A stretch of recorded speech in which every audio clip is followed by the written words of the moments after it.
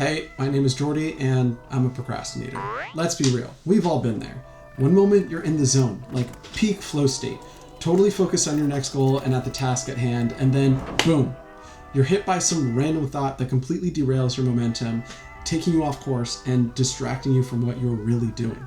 Maybe I should start skateboarding. Why did I ever quit playing soccer? I mean, is it really too late to pick up a guitar? That's it. One random thought can usually lead me down an endless rabbit hole of YouTube videos, doom scrolling, and weeks-long hyperfixations. Now, I'm certainly no expert at time management. I mean, I'm uploading this video almost 3 months after publishing my first video to this YouTube channel alone. But I found that maintaining interesting hobbies is the only thing keeping me focused and motivated on my long-term goals these days. So this video is dedicated to all the multi-passionate people out there struggling to keep up with their daily school, work, or family responsibilities, but desperately want to reconnect with childhood passions as an alternative outlet for creative expression and a renewed sense of purpose.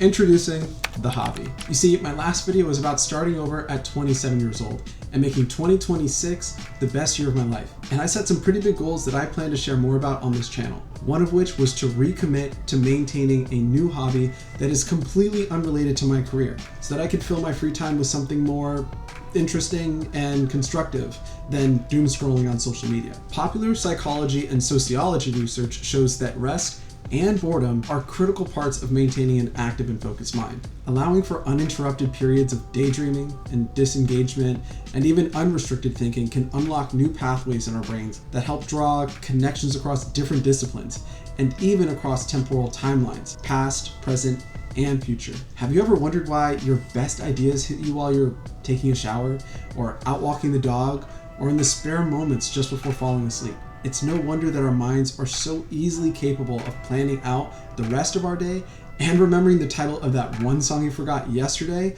while you're pacing around the bathroom brushing your teeth. I don't know about you, but I'm never more productive at performing a completely irrelevant task as I am when I should be studying or finalizing a major project. Suddenly, I feel the urge to deep clean the entire office or to reorganize my bedroom. And when the pressure of upcoming deadlines draw closer, I procrastinate. Strictly speaking for myself, but at the start of this year, I decided that I was no longer going to shy away from that feeling of distraction or procrastination, but lean into it even more. You see, I quit my job at the end of last year so that I could reconnect with my family and my friends after working nonstop in government and politics for 4 years straight. And I knew that if I wanted to go back to school for my master's degree this year, I'd have to completely reorganize how I was living my life.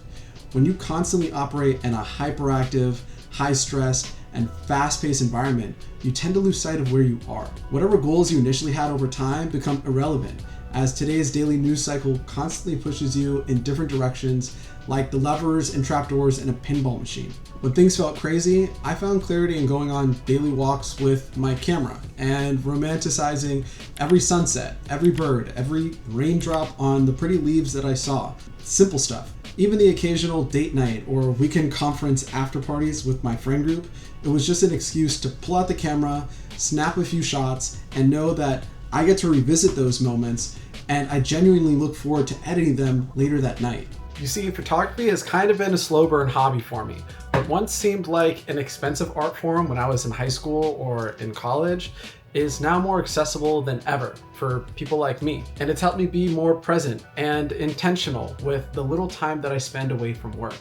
Not to mention, while I'm dragging sliders in the middle of the night on Lightroom, editing those photos, my mind finally finds some time to wander and to make sense of recent events and missed details and so on. The point is, maintaining hobbies keeps you focused. My mind is sharper when I get a chance to reset.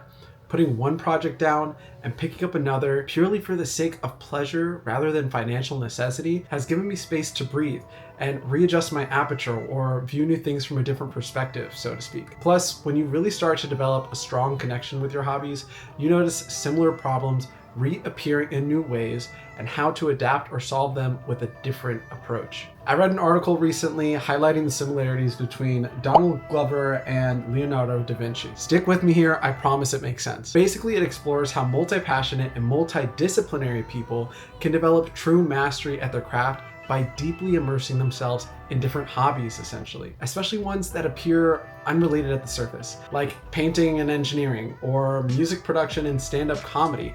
And then after spending years developing true excellence at their once leisurely craft, they're able to draw meaningful connections between them, resulting in an amplified capacity to innovate and problem solve and expand on their curiosity. Now, I'm not saying you have to regularly maintain a hobby so that you can become some sort of genius.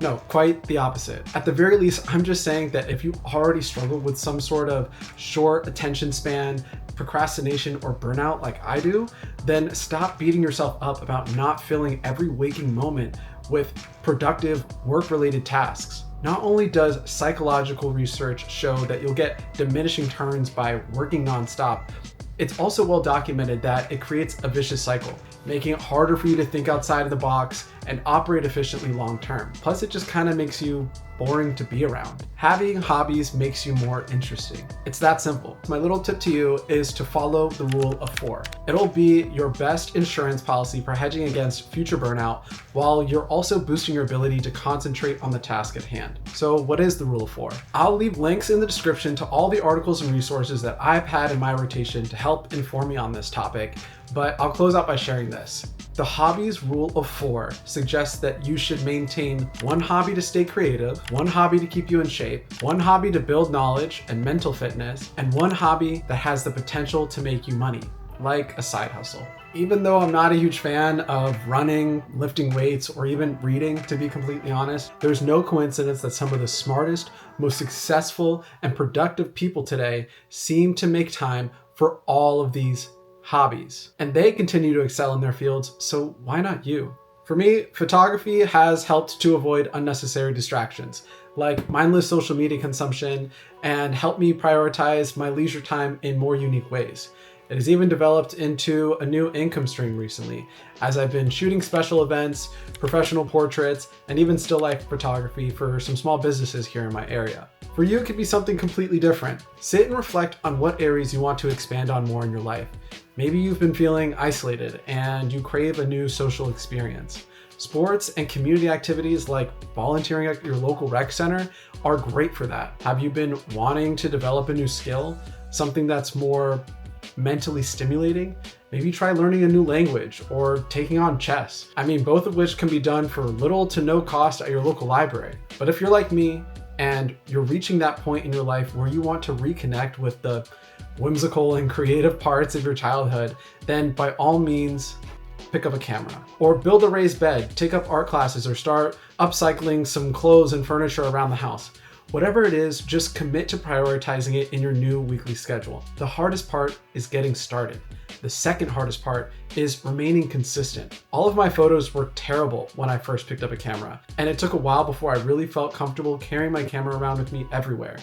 But the constant repetition of taking photos, editing and critiquing them, and then going out again and trying again has helped me feel more confident and motivated to continue. Let me know down in the comments what hobbies you've been experimenting with. And if you like this video, tap subscribe and click the thumbs up button to help my channel grow and so that I can remain more consistent with documenting my life here on YouTube as well.